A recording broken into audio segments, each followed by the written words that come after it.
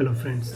So recently I started getting the low battery fork notification in my Tata Curvv. So I tried to look couple of videos on YouTube, but I couldn't find any video who can actually explain like how to open this new Tata Curvv key fob. So I found a way by which we can actually open it and we can actually replace the battery inside the car key fob. So I'll show you like how to do that. Just be with me. So first we need to, because there is a gap like in between these two panels in the key, so we need to open this with either you can use some screwdriver. So you need to just place this here and have to twist it a bit. So once you twist it, it will come out like this. So as you can see, it's open right now.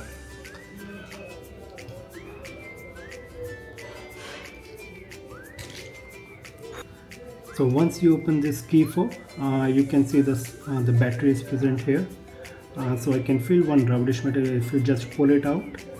So then you can see the covering material just to cover this battery.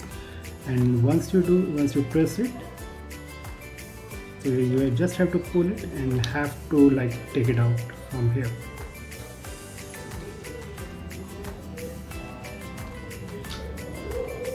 So as you can see, I just pull this battery out. So the one which is already present, it's CR2032, which is made by Panasonic.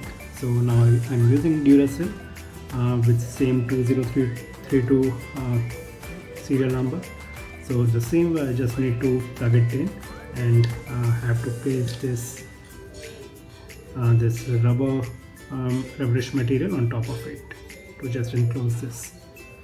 So once I do that, just to close this panel in the same way from which we took it out.